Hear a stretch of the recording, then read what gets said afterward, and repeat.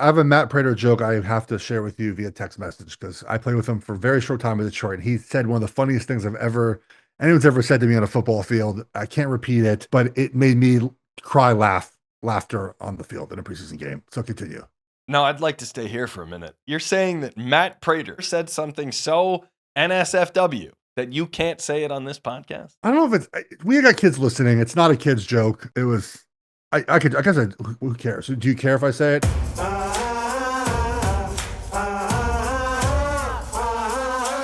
Hello, welcome to Geoff Schwartz's Smart News. Geoff Schwartz's Smart News presented by DraftKings. The crown is yours. Today is September 9th. I am Geoff Schwartz. That is Gabe Goodwin. We have a full weekend of NFL action to break down. Every team played Thursday, Friday, Sunday, Monday. The last two games of the weekend were wonderful. We'll also hit on some college football topics as well, as Gabe and I both enjoy ourselves some college football on Saturdays. Gabe, how we doing, buddy? Good. I have good and breaking news. Tony and Mike of PTI fame got a 3-year contract extension. Good news for them, which means, I assume, America's second favorite sports duo, Jeff and Gabe, we're up for contract negotiations. Let's go. I didn't know where that was going. That is wonderful. I did see that.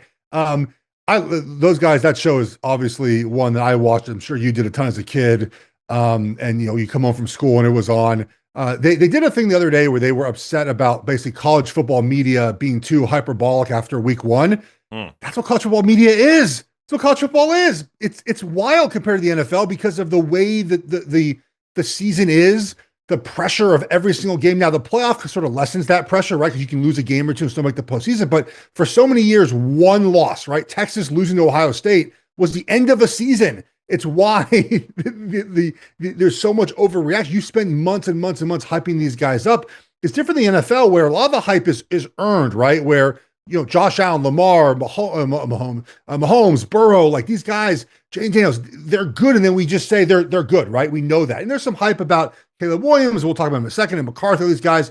But in college football, it's a lot of Cade Klubnik, we played a little bit, but he's going to be much better. Arch Manning, Sellers, all these guys, like we just hype these guys up that really sometimes haven't played at all or played a lot. And then they fall flat on their face and we make these huge proclamations about them after week one. I thought that was a bad take of theirs, Gabe. Oh, well, you know what? It's a perfect segue because here we are to help sift through the bad takes. I try to read the internet. Hank behind the scenes is helping. And then you make us a little smarter about the stupid stuff that we see. Sometimes the stupid stuff comes from me. So, look, we're going to start, instead of a Monday night game, which is a pretty good one, plenty to talk about, we're going to start on Sunday night because it might have been the best we've ever seen. Absolutely crazy finish to the game. Bills obviously end up winning that one. There was a bunch of different ways we could take this. Instead, I'm going to let you in behind the scenes. This is a real text exchange between me and Hank.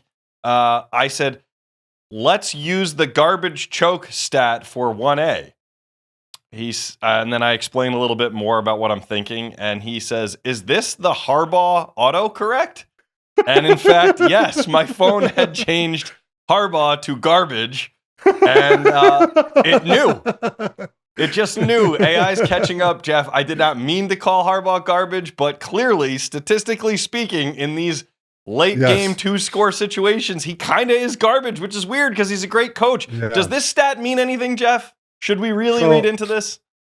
I don't know how to read into it correctly, but I can tell you what I think happens in these games, right, Gabe? So when you get to the level of, I'm going to put a couple teams in this category: the Ravens, the Bills, the Chiefs, and the Eagles. Those 4 teams. Maybe you want to throw in the Lions right now, but I don't think they're not having this type of season. You basically get judged on small moments in the most important games because your end goal is a Super Bowl, right? And we've done this with Kansas City forever. This is Philly last season. Is the Chiefs always win those big moments? It's why actually their loss on Friday, the Chargers actually won more of those big moments. But the Chiefs for years have won those big moments that seem maybe small an entire season, but they win those big moments. And in the game on Sunday night, and the thing what Baltimore fails at a lot is those big moments. Again, it's 1, 2, 3 plays in a game that seem to be the most high leverage plays or drives or sort of around that, that same situation, Gabe. They fail, right? They fail where other teams rise up. Go back to the AFC Championship game against Kansas City, right? They fumble going in the end zone. High leverage situation, can't hold the ball. Third down, they allow that big catch to MVS to end the game. In this game, okay, so they go up 40-25, okay? Bills get the ball back, 5 plays, 9 yards, punt. Baltimore gets the ball back with 9:18 left. And they had run the ball really well all game. They run for 3 yards, -1, 5-yard penalty, third down, punt the ball. So 3 plays, 6 yards. Again, the big moment in the game, right? Then Buffalo comes down and scores a touchdown. Now it's 40-32. What happens next? Derrick Henry fumble. The drive lasts 50 seconds, and the ball's back to Buffalo. Buffalo scores again. Missed a 2-point conversion. Now it's 40-38. So now it's the third time, essentially, for Baltimore to put Buffalo away. 3 plays, 7 yards, punt. Buffalo comes down and kicks the game-winning field goal. Even go back to the end of the first half, where Buffalo got the ball back with, I think, about 30 seconds left, a couple timeouts, maybe not even a couple timeouts. They went down the field and got in field goal range and kicked the field goal to end the first half. That's 3 points that you just can't give up. And Buffalo won those little moments, man. And that's what's holding Baltimore back, in my opinion, for closing out games and getting the Super Bowls. They don't win those special moments in a game that we judge you on. I don't care what you do in the first quarter if you're Baltimore. We know you can run the football. We know Lamar Jackson's excellent and one of the best to do it. We know your defense is good. But in those big moments, why are those things not showing up? Well, you're asking that question rhetorically, I think, because I don't have the answer for you. You're the smart one on this show. Well, I mean, the answer is they just fail in those moments. I'm not sure that Harbaugh is doing anything wrong to prepare them, but sometimes you have to maybe look with. I'm on those meetings, Gabe. I don't know what they prepare for, but they perpetually lose those moments in games where other teams that are of their caliber win those moments.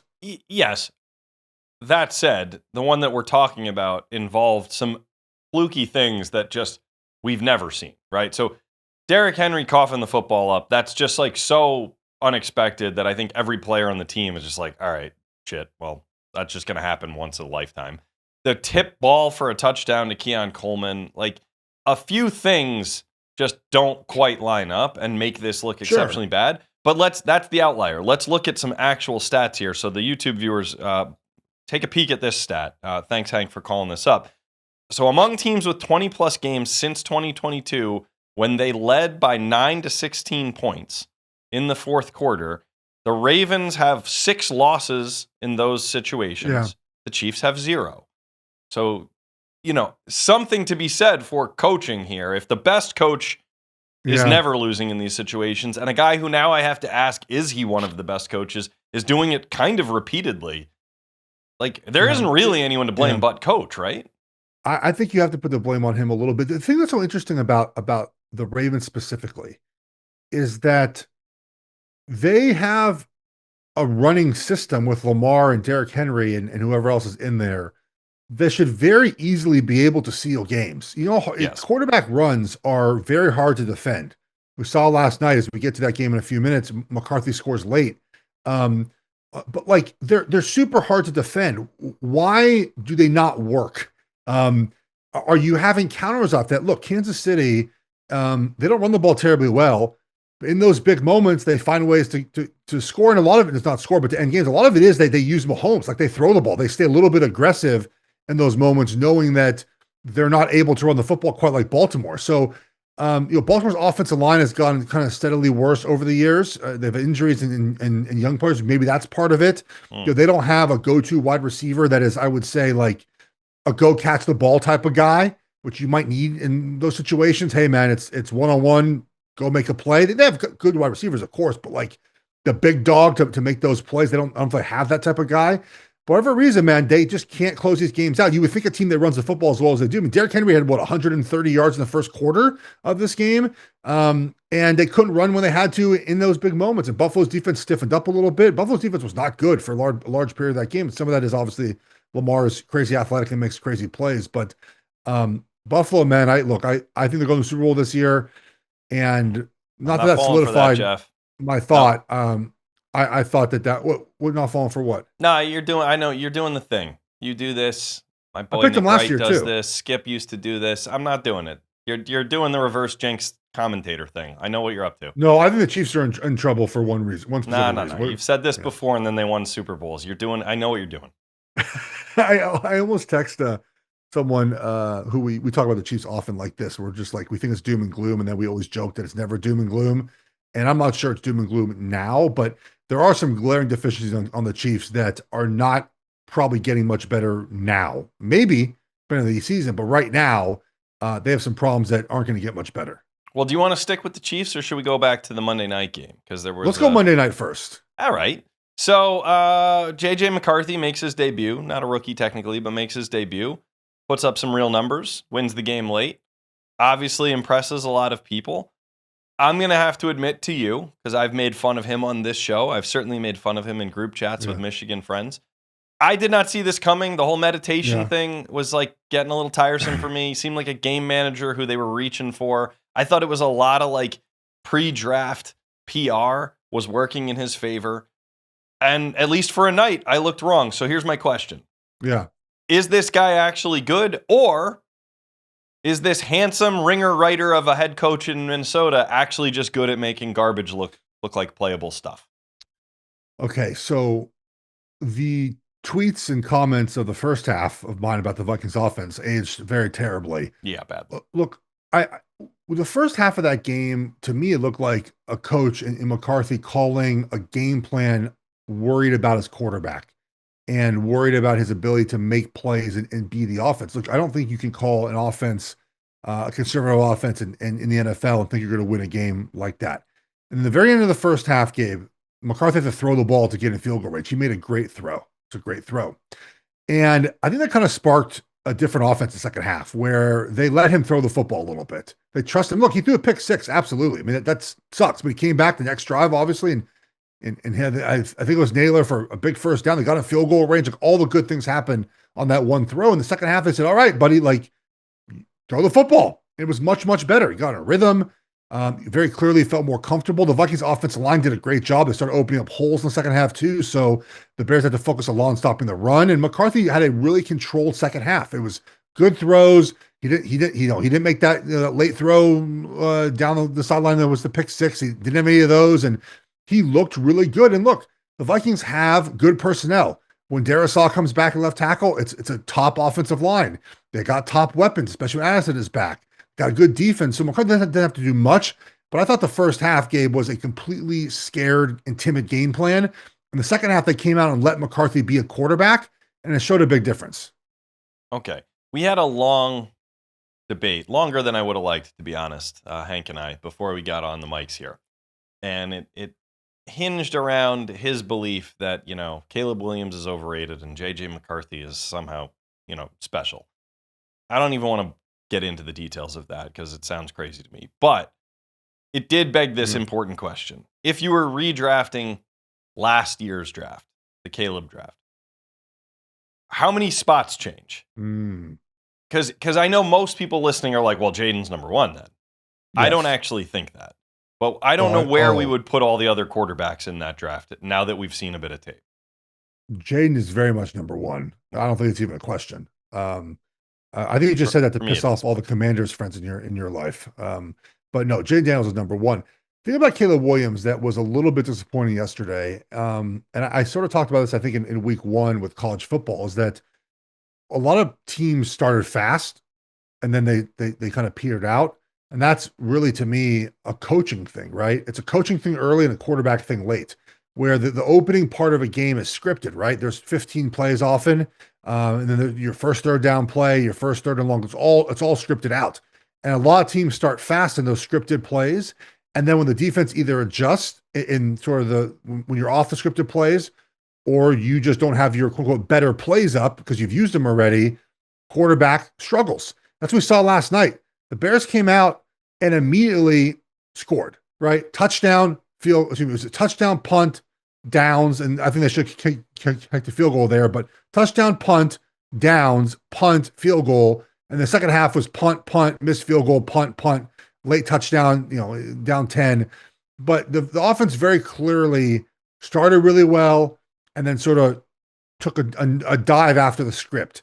And Caleb Williams missed a lot of throws, man. Like there were throws to be had. He missed more up the seam, really kind of a slot fade one time. He missed more a second on fourth down. Like it was not the longer the game went, Gabe, the worse Caleb Williams got, and McCarthy got better throughout the game.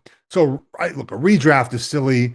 Daniels would go one, but I didn't like what I saw after that first drive from Williams. It is fair, by the way, that to say that he could get better after week one. It's just week one, new offense, and all those things are new. His running was good. His decision making, I thought, was much better. He didn't hold the ball very long. He got rid of it when he had to. He didn't really make any dumb throws, but he missed on enough open guys where it's a little concerning. Yeah, that seems to be the narrative that broadcast wants to point out. That towards the end of the first half, he missed his first incompletion was over the middle to DJ Moore. And they acted like, he'd missed a guy with no one near him. Like he threw the ball a bit away from him, but he only had a half a step on the defender. Like it wasn't the perfect throw, but it had to be a perfect throw to be a completion. And they're acting like he just missed by a mile.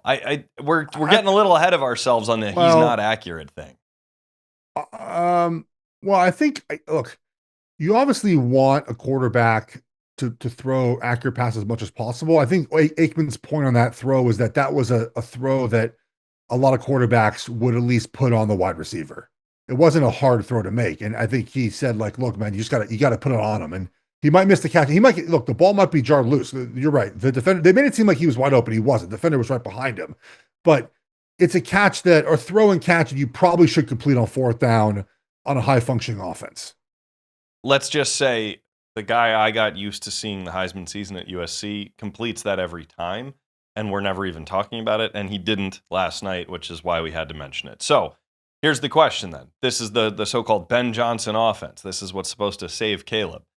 I don't know about that, but let's look at this Jared Goff stat. Okay, the segue here is obvious.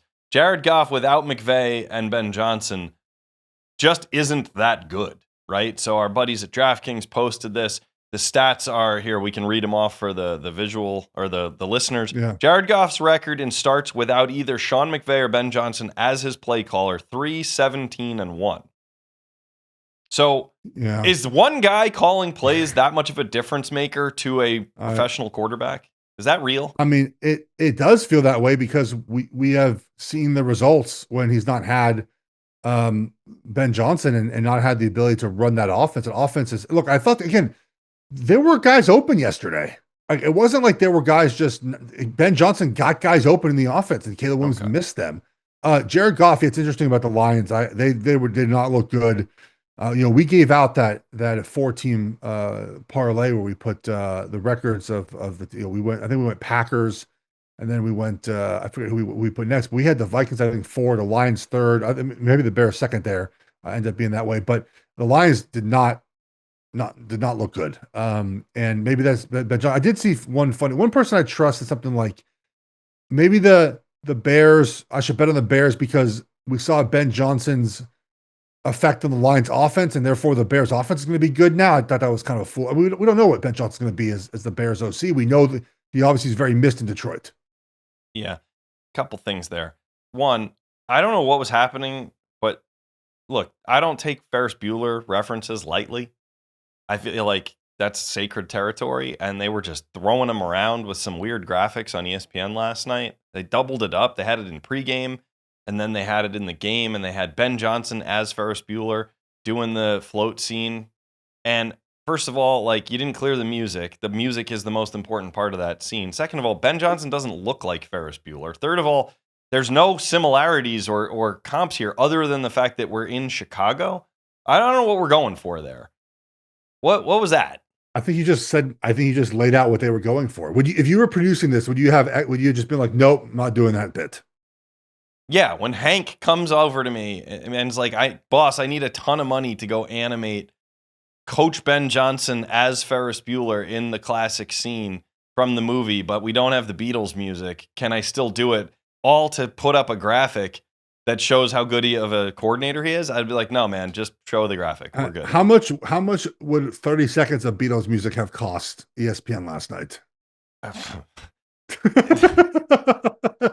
Let's just say the amount that it would have cost, they've given to one or two guys, and they don't have any left. And it ain't Mike and Tony who I'm talking about. It's the other two. It would cost a Stephen A. yearly salary to get the Beatles for 30 seconds. That's about right. Yeah. Probably close. Yeah. Yeah. Wow. Yeah.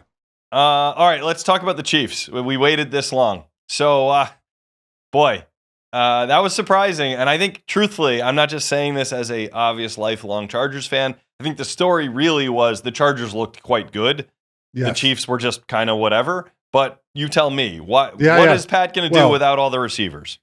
Let's do Chargers first quickly. Okay. I think you should talk about the winners first, right? In games, that's important thing. Very gracious of you, please. I thought that might have been one of the better Greg Roman game plans we've seen. We know he knows how to design a run game, but I thought the pass game was fantastic. Herbert was incredible.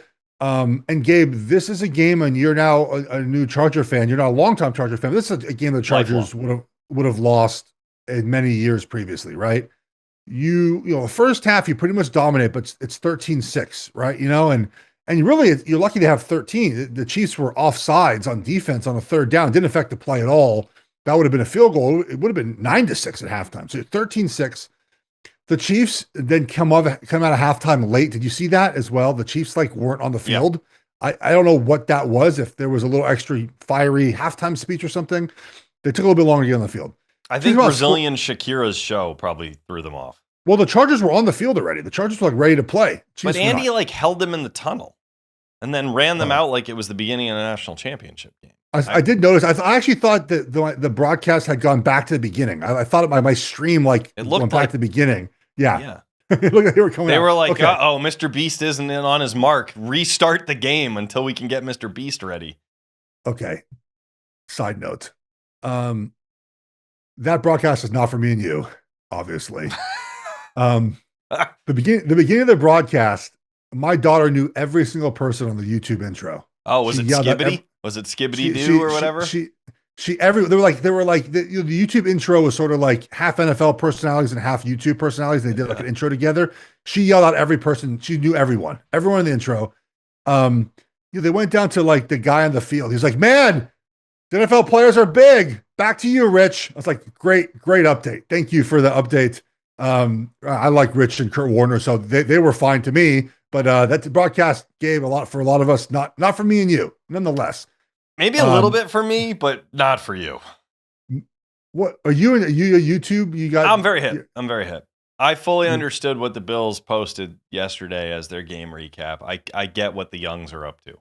I did not get that. I know you sent that to us and you blamed Hank's generation. I didn't get that. I saw that for 3 seconds. I'm like, I'm not watching this video. As for the audience, please go check out the Bills on social media and watch the 1 minute clip they posted after the biggest win in their team's history, basically, and tell me if you understand a single second of it. And I just do I go on TikTok. I see the trends. My daughter does the TikTok dances. I know what's up with some of that, but nonetheless, okay.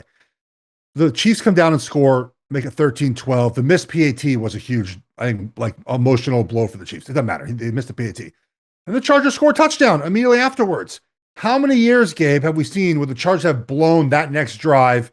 Chiefs get the ball back. They score a touchdown. Now it's 2013, and the Chargers are totally defeated. Instead, the Chargers went touchdown, and then ran the clock out to end the game. That's not what they've done in previous years, Gabe. So the Chargers felt like they matured, and they're able to close out a game in a proper fashion. Now to the Chiefs. Obviously, Xavier Worthy out for a little bit. Rashee Rice is already out. They're back to square one with wide receivers. There's rumors that Tyreek Hill might be traded back to them because he's obviously having a terrible time in Miami. My biggest concern for the Chiefs is actually their pass rush and lack thereof, Gabe. We spent so much time after the Super Bowl talking about their offense and what the Eagles did to their offense and Kelsey and all this stuff and what Jalen Hurts did and whatnot. The Chiefs did not touch Jalen Hurts the entire game.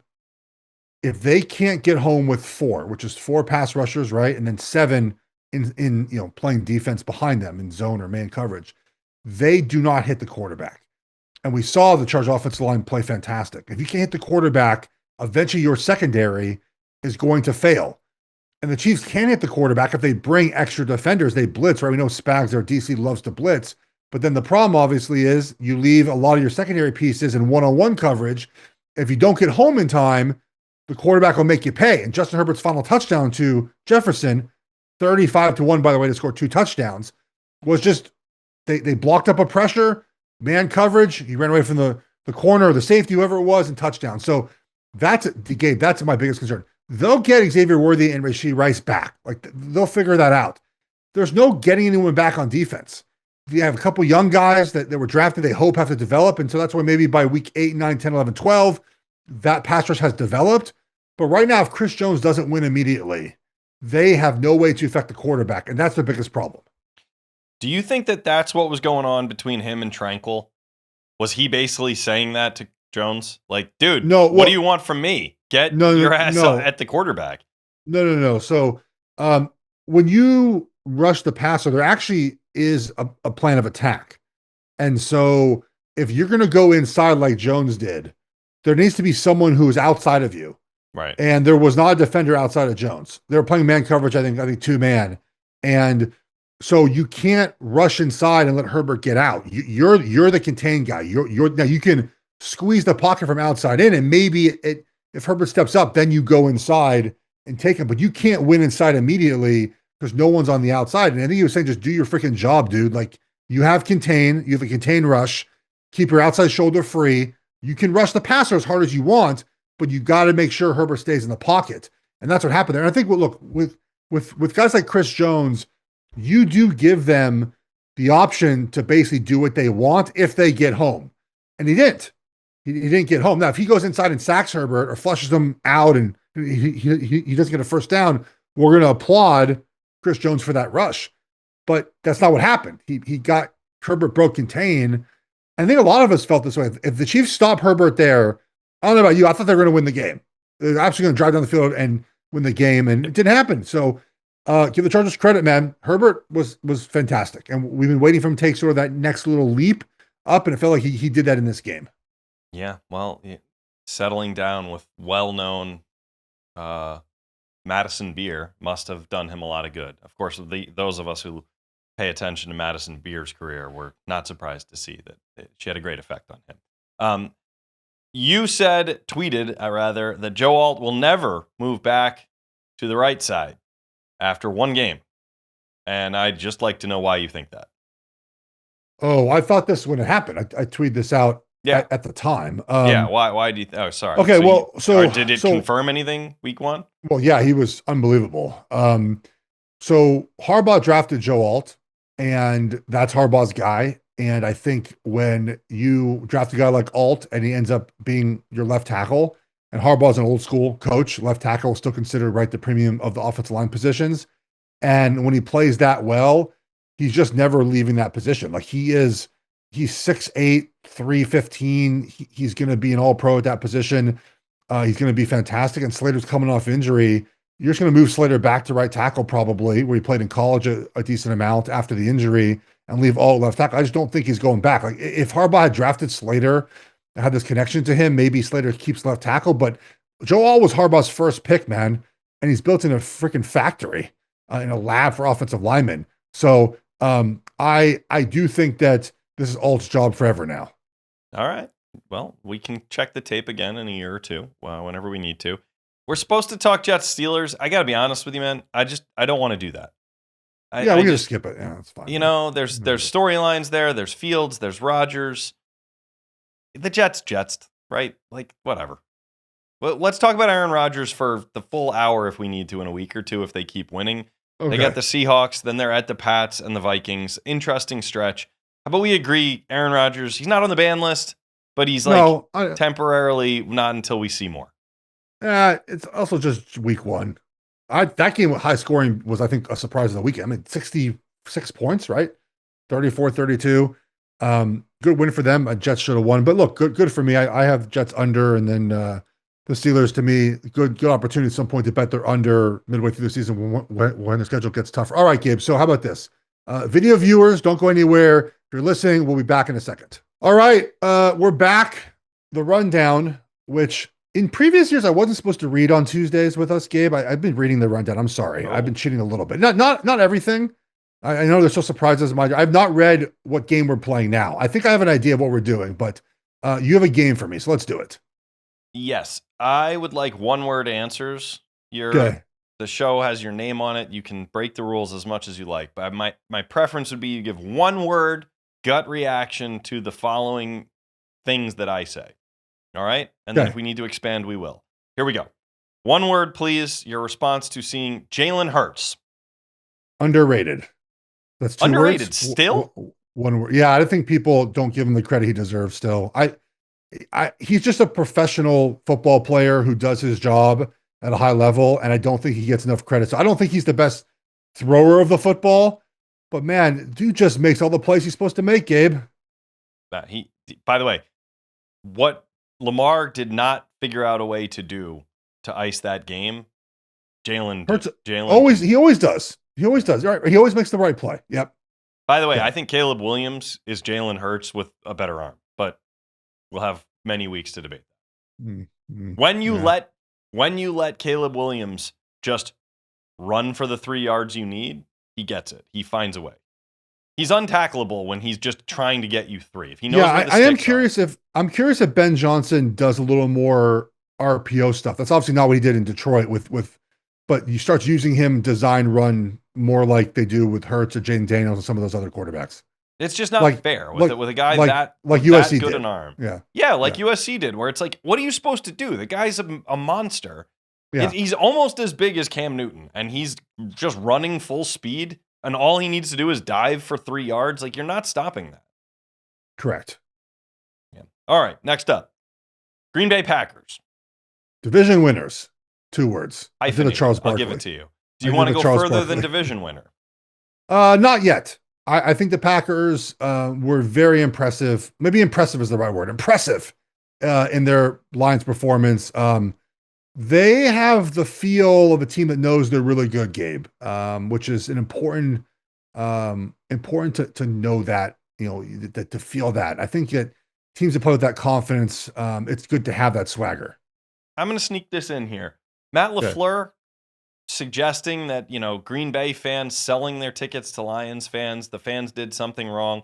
Josh Allen sort of jokingly referred to the fans who left early and sort of implied the fans should just stay in their seats until it's over. Guys, we're the fan. We paid. We can do whatever we want with our seats. Okay, relax and win the game. I do think selling them is a little bit. I mean, it's fine. I guess. I don't owe them anything. Well, I get it. It's week 1 though. You're selling your tickets in week 1. I don't know. I feel like week 1 is like... It's not my high school team in my town, the community I have to support. I paid a lot of money. If I can get more value selling it, I got things to do. I'm going to do that. I don't need to hear coach shame me for wanting to sell my tickets. Leaving early is something I got used to, having to go from the Rose Bowl back to the West Side. So I get the leaving early part of it. Sunday night. It's like midnight. You got to get home. I don't disagree with that. People drive from another freaking country to get to the Bills games. What are we talking about here? I agree with some of that, not all of it. All right, I'll take it. Nerd boy. Underwhelming, man. Fireable. That's Mike McDaniel, obviously. Dolphins are, buddy, they are bad.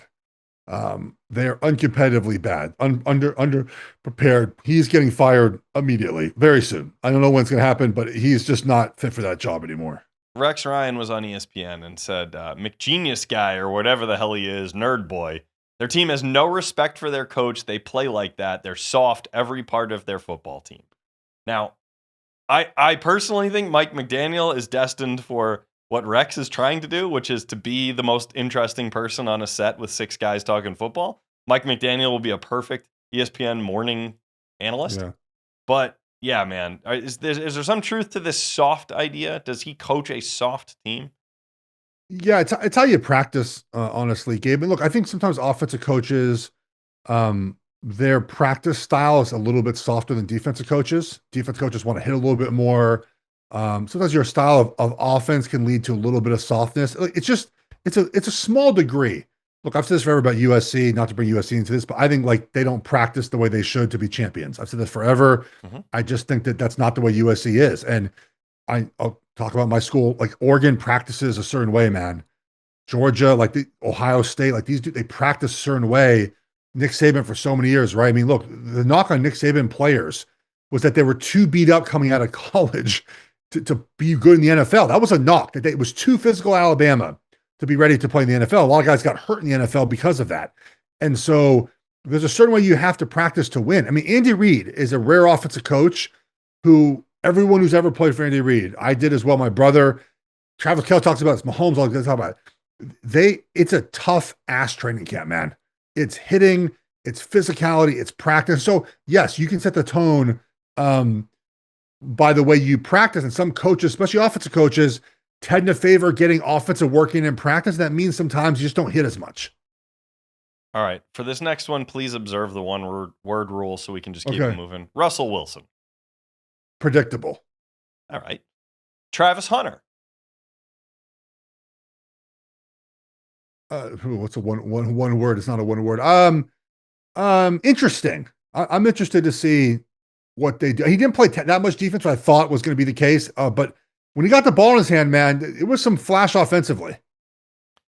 Yeah, there was also a long stoppage over an hour in that Yeah, game. yeah, I yeah. wondered if that might impact how they chose to use him. That's a long time in sticky weather, right? To just Yes. like not be playing. Yes. Yeah, that seemed like they had to be careful. Week 2 will be fun for him. Cam Ward. Intrigued. He Really made some intrigued.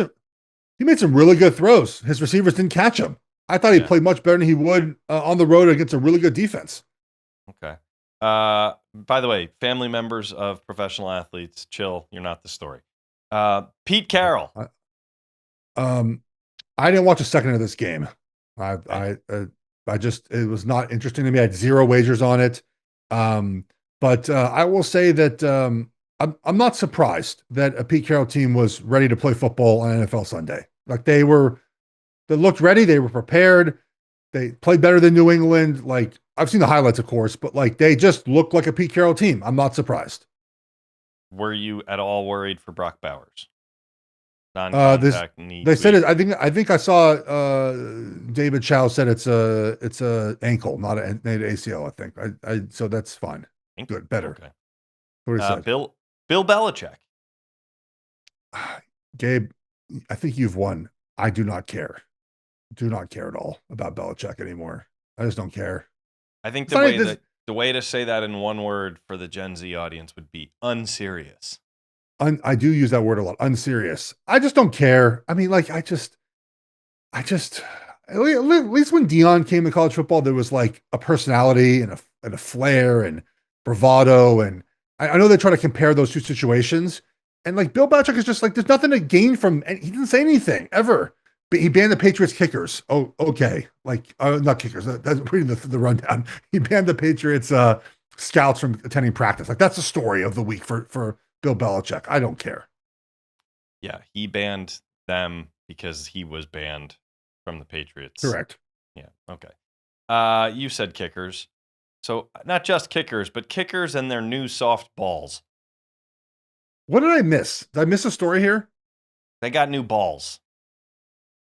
They're not as hard anymore. I don't even know. They have special new K balls. The kickers get to use special Larry- balls, yet they can't kick anything straight. Larry Kickers David are was this was such Larry an David was annoying right. week of kickers. Larry David was right. Cancel kicking, right? Good. Yeah, Time cancel saver. it. We're going to have to say it every week here. They're going on the banned list soon. But man, brutal. The Atlanta game, the Cleveland game, Correct. a bunch of different over-unders affected by idiotic kickers who can't make kicks. Also, 41, Matt Prater, 41, that's not old. Relax, everyone. Labor Day and sorry. I have a Matt Prater joke I have to share with you via text message because I played with him for a very short time in Detroit, and he said one of the funniest things anyone's ever said to me on a football field. I can't repeat it, but it made me laughter on the field in a preseason game. So continue. No, I'd like to stay here for a minute. You're saying that Matt Prater, the guy I've seen what Matt Prater looks like. Matt Prater said something so NSFW that you can't say it on this podcast. That's very surprising. I don't know if we got kids listening. It's not a kid's joke. Maybe kids are listening. I don't know. In the car with your parents. It was I guess who cares? Do you care if I say it? He basically came out to me and he said, oh, we're gonna skip it. I'll text it to you. It's okay. All right. You know who, a kid and his parent who probably are listening right now? Shout out to Trond Grizzle and his mom. So his mom followed me. We tried to, did we try to get him on? It didn't We're work out. trying to make contact with Trond Grizzle. Yes. Okay. All right. Good. Trond Grizzle could be coming soon. By the way, the day to watch Trond Grizzle is Saturdays, but the NFL apparently is thinking about taking Saturdays of Labor Day and making it their day, 4 days straight of NFL football. Guys, nobody needs this. We don't need this. Jeff, one word for this. No. Ridiculous. Unneeded. Unwanted. Right. Like, why? What is this? This is like adding, more toppings on your 16 handles yogurt. Like, just take the 3 or 4. You don't need 100. Correct. Okay, good. I'm glad we're in agreement because you love football more than anyone I know. But I thought this is just insane. I'll do college. I'll stick with college on Labor Day. It's a great college agreed. football weekend. Agreed. All right. Last couple. Let's round it out here. I'm going to go a little out of order. Saints jerseys. Speaking of college. Gross. College, like even my son said, why is a college team playing on Sunday? He saw that and gross. I guess he thought it was Vanderbilt or something. Gross. Hideous. All right, last one. Green dildos. Do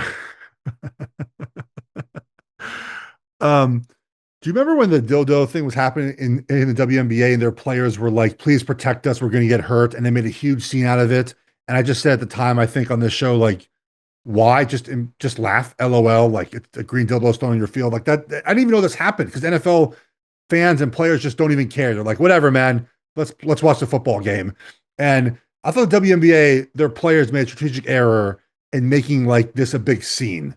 Like either embrace it, but don't complain about player safety and like how dare they do this to us? Like just it is what it is. I mean, it's dumb. I think it's dumb, and just ignore it and move it along. Yeah, I agree. However, it's being thrown from just a few feet away, and you have no, pads on a basketball court. And here it was like hurled from God knows where, and like, I love that near a ref. Do you think the official was like, "Hey, hun," or the wife was like, "Hey, how was your day?" Goes, I had to take a green dildo and throw it off the field. Well, if he didn't tell her and she's watching, now she knows that was what his job assignment was the other day. All right. Last one. I just want to tell you briefly that my son, I had to sit him down and explain a bad beat to him on Sunday night. I thought it was a nice parenting moment that you would have appreciated. You were on the Ravens? We had, well, so he's 7, so he's in a fantasy league against his friends. Okay. It's fun. Me and a bunch of dads, we help the kids pick their teams. And so I asked him to go to bed. I said, "Don't worry, we're winning. It's fine." It was down to the only 2 players left were Lamar Jackson on our team and Jared Allen on. Oh no. Yeah. And I told him to go to bed. I said, "It's fine. We're going to win." And he kept like yelling down. He said, "Dad, is it over?" And so when the fumble happened, I was like, "Oh God." Yeah. Like he's going to get 6 more and it's going to be out of reach. But I thought there was still a chance for Lamar to like throw a few completions and end up winning. And so he came down at about 9 p.m. West Coast when the game was officially over. And I sat him on the couch. I was like, "Mo, I have to explain what a bad beat is to you." And I walked him through it. And I was like, "Buddy, this is the first bad beat of your life. But it won't be the last." It won't be the last. I was on the Bills, so I appreciate that. I went to bed. I'm not going to lie. I went to bed and I was I woke up to the Bills winning, which was wonderful. So how about this? We'll take a quick break. If your video audience stay here, audio on, we'll back a second. And then we got to find a way to wrap this up quickly, Gabe. I know you got to run. I got to run. We have some things to get to. We can maybe save the ban list for another time. We'll debate that next. Stay tuned. All right, Gabe. We're back. Do you want to do, I'm a dealer's choice here, college football or ban list? What do you want to get to? What do you think? I would like to put a couple college football topics on the ban list so we can combine it all. You ready? Okay, let's go. Texas is banned unless you think there's something wrong with Arch Manning's arm. So There was this whole thing about him. I noticed when I was watching the game, like he was squinting as he was throwing, and maybe it's one of those tennis things. Like you grunt when you hit, like when you hit the tennis ball. So like when you throw, maybe it's like a grunting thing. Some pitchers, right, as they throw, they make a grunt sometimes. Maybe that's his grunt as he throws the ball. It's rare for football. I don't know, but Texas offense was. I'm okay with banning the Texas offense. It's not good right now. They didn't play well against San Jose State. They scored because San Jose State turned the ball over a bunch of times. All right. Florida.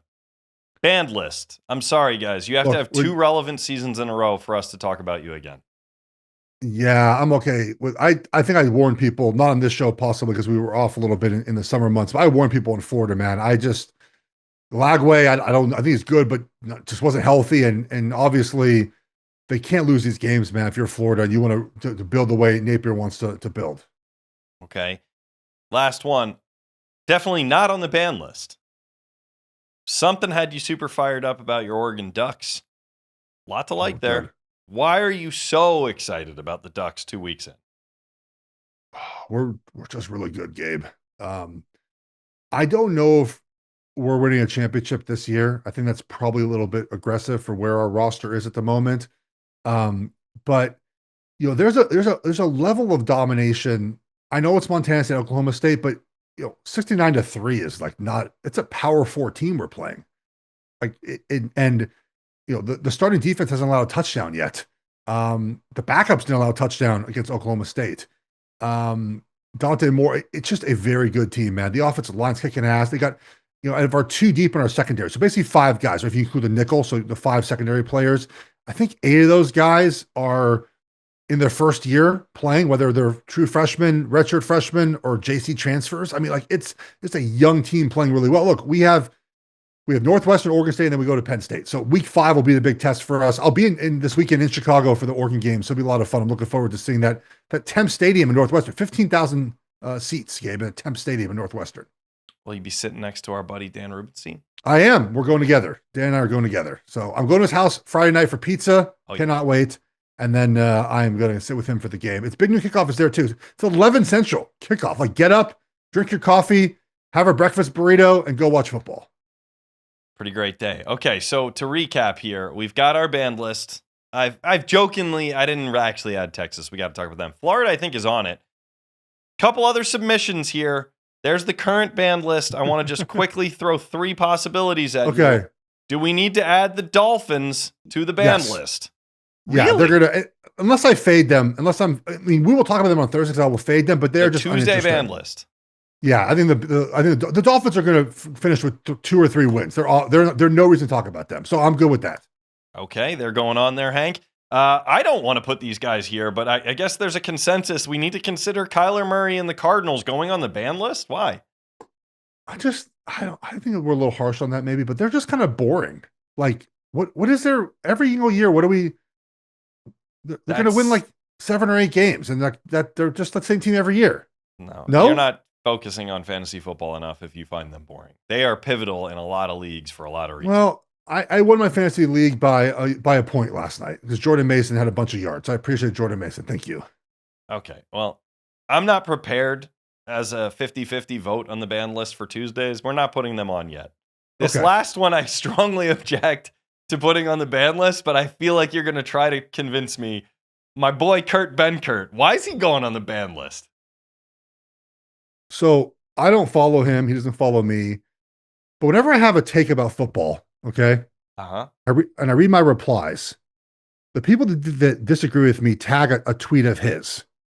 Okay. And it's every time I have a take, he has the exact opposite take, which I think puts me right where I want to be with how I feel about football. So I'm very proud of that we have very opposite takes on everything.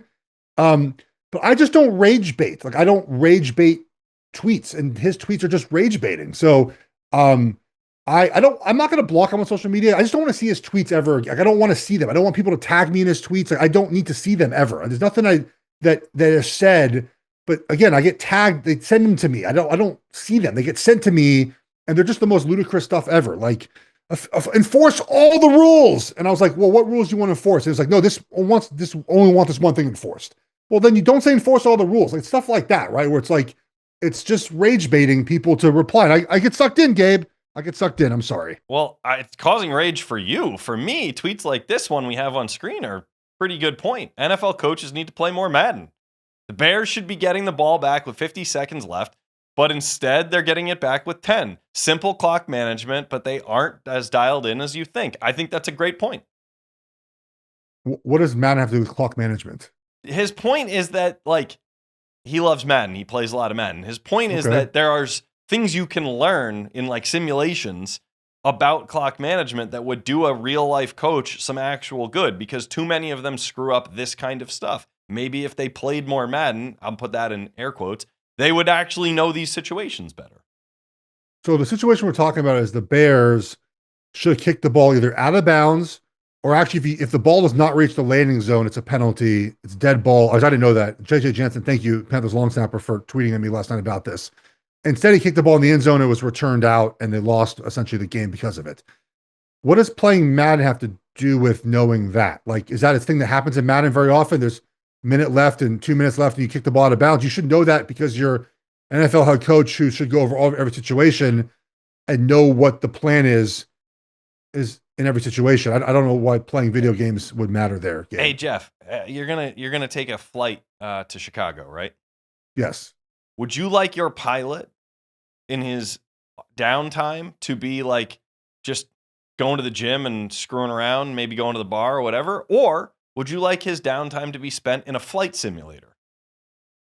What do you think coaches do? Do you think their downtime is spent? They spend 14 hours a day at the facility. What are you talking about? I want every second of your life to be about getting things right on the football field if you're making millions as my head coach. They're there from 6 o'clock in the morning to like 2 a.m. every day. That's what they're doing. That's a 4-hour window where we could be playing that. I'm just saying, squeeze a couple games in, get online, find some tough competition. I play a bunch of college football when I have time. And CFP 26, 0 times have I ever been like, you know what? I'm gonna kick the ball out of bounds here, and then this is going to help me if I'm ever a head coach. It's enough. Enough of the rage bait tweets. Okay. Well, he's not on the ban list. I guess. Hey, congrats, Kurt. You're not on the ban list. because of you and him are you saved him from the ban list. The tweets are ridiculous. Like, you can't say this is. I don't just end on with this. I got to get out of here too. Gabe, I don't get the people that watch sports and want there to be more penalties. You know, like I just don't get those people. That was my pushback on all this, right? Like, when you say enforce the rules as written, that's not really the way society is for the most part, right? They're like, right? But also too, like in the NFL, rules are enforced, but obviously on the determination of the official for the most part, unless like, false starts, things like that. But they're at discretion of the official. And of course, there are times when the NFL has told officials, hey, like, we're not going to call this. And very clearly on a tush push, they're not calling the players for being in the neutral zone because they're not, okay? And it's not a thing. That's like not a penalty they call very often. And when we say enforce all neutral zone infractions, well, then does that count wide receivers? Because they're often in the neutral zone when they line up. Does that count field goal when players are in the neutral zone as they line up? Does that count goal line plays? Like, what is it? And it turns out that people just don't like the tush push. They only want to enforce it. And if you say that, fine. We should enforce it on the tush push. I don't like this play. It's too easy. Okay, fine. But when the people say enforce all the rules as written, Gabe, you don't actually want that. No one wants 85 penalty flags in a game. And this has been officiated the same way now for like 5 seasons. And people still complain about it. It's just to get attention on the internet. Like, that's what it's about. And so I just push back on the idea of enforce all rules because no one actually wants that, Gabe. It's fun to say on the internet, but you actually don't want all the rules enforced.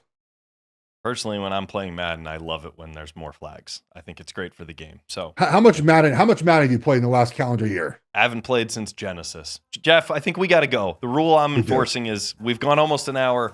We talked about green dildos and Ferris Bueller and God knows what else. I think we're done. Yes. We're done. Talk to you guys on Thursday with Matt. We'll preview all the games. We did 3-2 last week. Good start to the NFL season. We'll be back with Gabe on Tuesday. Take care, everyone. Have a good couple of days.